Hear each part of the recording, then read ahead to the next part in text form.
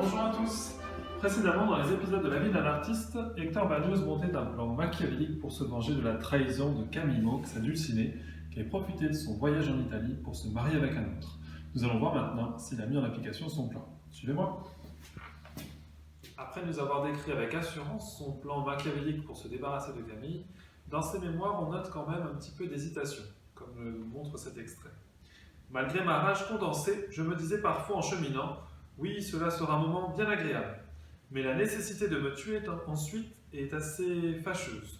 Dire adieu ainsi au monde, à l'art, de laisser d'autres réputations que celle d'un brutal qui ne savait pas vivre, n'avoir pas terminé ma première symphonie, avoir en tête d'autres partitions plus grandes.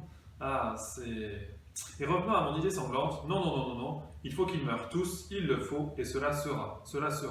Et les chevaux trottés m'emportant vers la France. Dans la suite de ses mémoires, Berlioz finit par admettre qu'il renonce à son projet de vengeance, ayant soi-disant repris ses esprits sur le chemin, en haut d'une falaise contre laquelle se jetait la mer.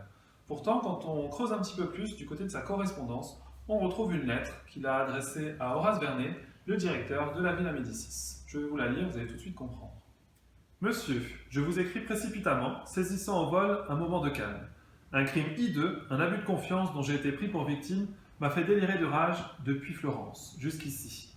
Je volais en France pour tirer la plus juste et la plus terrible des vengeances. À Gênes, un instant de vertige, la plus inconcevable faiblesse a brisé ma volonté. Je me suis abandonné au désespoir d'un enfant. Mais enfin, j'en ai été quitte pour boire de l'eau salée, être harponné comme un saumon, demeurer un quart d'heure étendu mort au soleil et avoir des vomissements pendant 1 heure. Je ne sais qui m'a retiré, on m'a cru tomber par accident des remparts de la ville. Mais enfin je vis, je dois vivre pour 2 sœurs dont j'aurais causé la mort par la mienne, et vivre pour mon art. Vous l'aurez compris, à la lecture de cet extrait, il semblerait qu'Hector Berlioz ait tenté de mettre fin à ses jours. Pour autant, dans ses mémoires, dans sa correspondance, aucune allusion véritable à cette tentative de suicide, seulement quelques allusions de rester en vie pour ses sœurs, pour sa musique, mais c'est bien tout. Alors je ne saurais vous dire si c'est vrai ou pas, ou s'il a peut-être exagéré un peu la situation dans la lettre qu'il a adressée à Horace Vernet, pour être sûr de garder sa place à la Villa Médicis, parce que le règlement de l'Académie était très strict, tout pensionnaire devait rester dans les États italiens. Or, en s'arrêtant à Nice, Berlioz n'enfreint pas le règlement, puisque Nice est encore italienne à cette époque-là.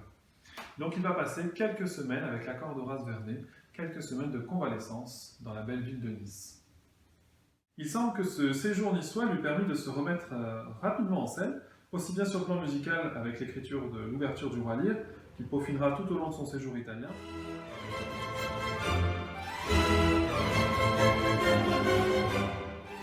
mais aussi avec les femmes, comme il s'en vante dans un courrier à ses amis, daté du 6 mai 1831, soit 3 semaines à peine après sa supposée tentative de suicide.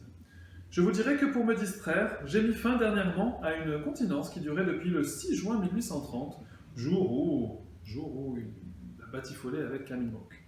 Comme je ne voulais pas amener mon amante chez moi, je l'ai conduite dans une caverne que je connaissais sur le bord de la mer.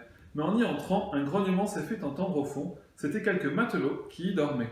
Nous lui avons laissé le champ libre et les noces se sont célébrées plus loin, tout bonnement, sur la grève.